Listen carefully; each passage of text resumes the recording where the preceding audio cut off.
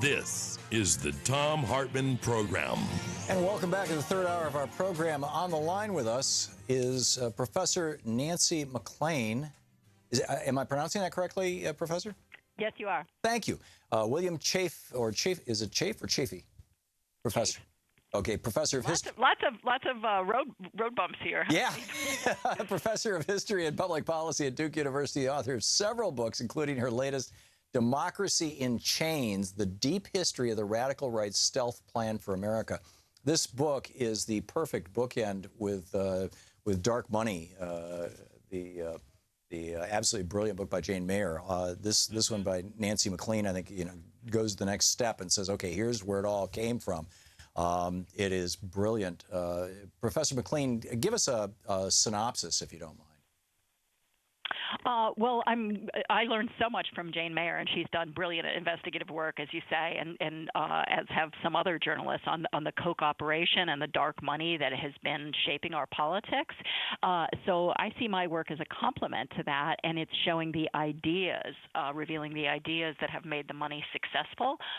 And I trace those ideas to a figure named James McGill Buchanan, who, although he won the Nobel Prize in economic science in 1986, and is well known to many on the right, is not a household name among the rest of us, partly because he did not seek the limelight in a way that a figure like Milton Friedman did, but Buchanan was rather happy to operate within the academy and behind the scenes with these right-wing think tanks over the years. But his particular school of political economy, sometimes called Virginia political economy or public choice economics, turns out to be the ideas in which Charles Koch invested a huge amount, beginning particularly in 1997, with hopes of, in Koch's words, unleashing the kind of force that propelled Columbus. So Koch was seeking a radical transformation. He'd been investing in hundreds, by his own telling, hundreds of intellectuals for decades, trying to find the right set of ideas that would get him what he wanted, and he found that in Buchanan's thought at George Mason University. Yeah. The Nobel Prize in Economics, by the way, correct me if I'm wrong on this, but my understanding is that it has nothing to do with the Alfred Nobel Foundation or the government of Norway, that there was a conservative bank in Sweden, as I recall, that that wanted to honor Milton Friedman, and so they came up with the Swedish Bank Award in the memory of Alfred Nobel in economics, and they give this award, and it's really not a Nobel Prize.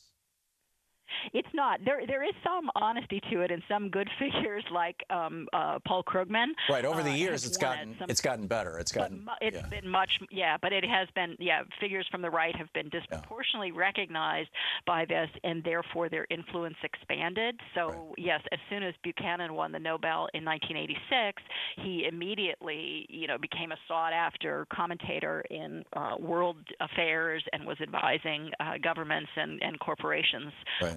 In scattered places on the globe as a result of that new authority. In your chapter 5, the real purpose of the program, you start out talking about Buchanan and you get into the history of DuPont, which I found was fascinating, and the whole Liberty League and all that.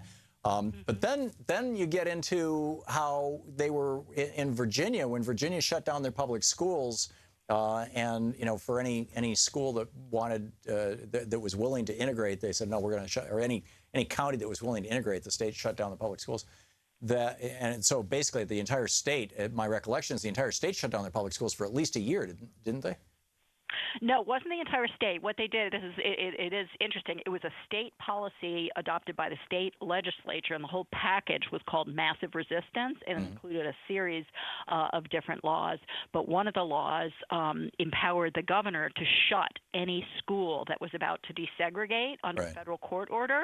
So interestingly, in the fall of 1958 and right through the winter until they were stopped, the state of Virginia shut down schools in 3 different white schools in Virginia, because it was white schools that were being sued to desegregate.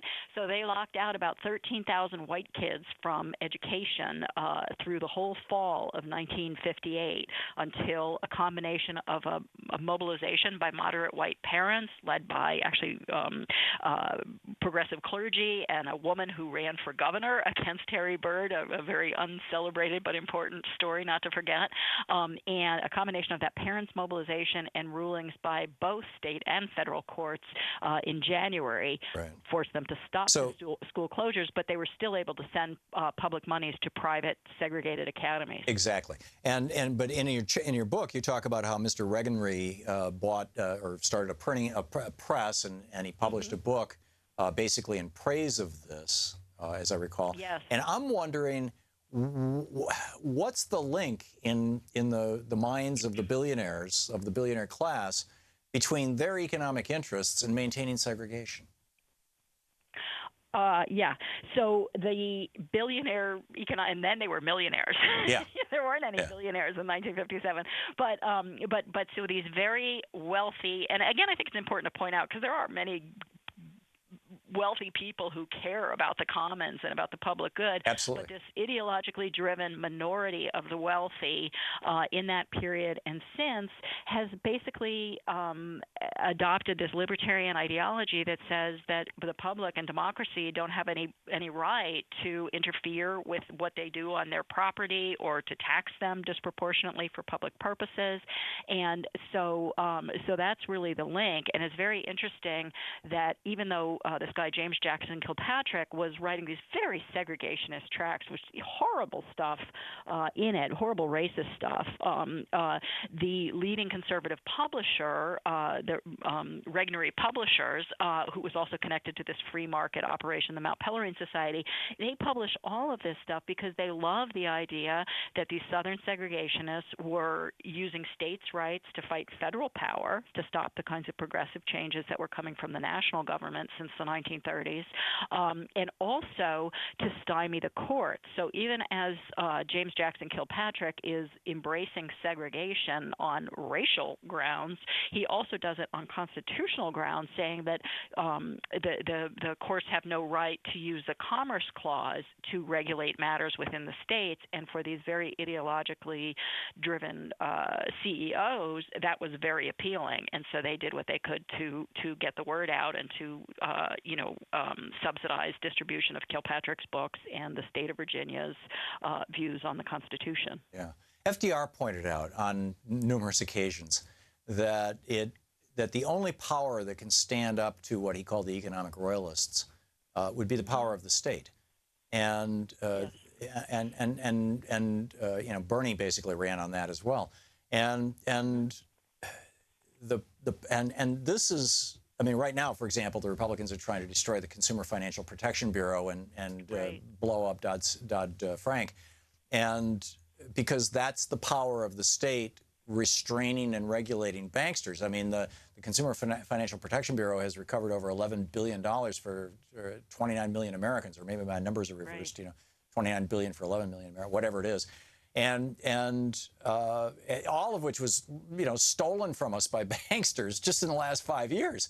And they want to do away with that because their mantra is freedom. In fact, you point out in your book, the Kochs and these others, they were saying, let's go against this idea that's providing security is the function of the state, whether it's security from Social Security or whether it's security from public education or security, whatever, and instead say that the function of the state is to provide, quote, liberty, which is kind of, in my opinion, a variation on, Ron Paul's answer when he was running for president, 4 or 8 years ago, when they asked him, what if Anderson Cooper, what if a guy is laying in the gutter and he doesn't have health insurance and he's been hit by a car, what do you do? And Ron Paul basically said, let him die, or somebody in the audience did. And there was applause among the exactly. in the audience for that, because that is the vision that they are committed to. Yeah, and you won't be surprised, actually, that some of the folks who were most associated with Buchanan's ideas, the greatest believers in them, were some of the hardest pushers for deregulation of the financial sector. So, for example, Phil Gramm, when he was in the Senate, was a key figure in deregulating the financial industry. Yeah, and later in your book, you write about his wife, Wendy, too. Right, and she was involved as well. And Henry Manny, who developed the field of law and economics, had long been arguing for that. So, I mean, these guys, in a certain sense, too, it's kind of like they're sort of shameless, because you would think that if you help bring on a financial collapse like that of 2008, with all the damage that affected so many people, that we're still feeling, that you might take a moment and reassess your ideas and think, golly, what did we get wrong? Maybe a season of shame and quiet is in order. But no, they just kept pushing the agenda. Well, we transferred $14 trillion to them during that crisis. Yeah. I mean, the billionaires made out just fine. It was a great buying opportunity. I mean, the wealth of many of the billionaires in this country has just exploded since 2008. So maybe they weren't all that unhappy with it. Well, by the terms of these ideas, kind of those who are doing well are, by and large, people like Coke. They would say they're doing well because they're good entrepreneurs and they understand their market and they deserve what they're getting. And conversely, those who fall by the wayside must have done something to deserve that. So it's a very cruel and a very unforgiving, I guess, set of ideas. But it is avidly being promoted by people who share Buchanan's views and who are working with Koch's network. So, for example, there's an economist named Tyler Cullen who's at George Mason, where he's been co-directing a center with Charles Koch for some time since Mercator. Gift. Yeah, Mercatus, right. Mercatus. And Cohen's written a book basically saying that the rest of the United States is pretty soon going to look like Texas. And, yeah, there's going to be people who fall by the wayside, but the fact that some people climb out will make it easier for us to ignore those who don't, and that we will be getting, because of the wage polarization, we'll be getting favelas. We could look forward to having favelas in American cities like those in Rio. I mean, it is just giant slums. So chilling, but this is what, it's a messianic vision that it says liberty for property owners is the most important thing in society, and anything else is takers preying on makers, parasites preying on the successful, and is illegitimate. So I think it's something that people really need to know about these ideas and where they came from and the conditions under which they developed, in order to see what we're really dealing with here and understand how best to, Professor McLean, can you stick around? If we think that's important. Can you stick around for a few minutes? Yes, I'd love to. Great. Hang on just a second. This is the Thom Hartmann Program. We're talking with Professor Nancy McLean. She's the author of a new book, Democracy in Chains. It is brilliant. We'll continue our conversation with her in a second.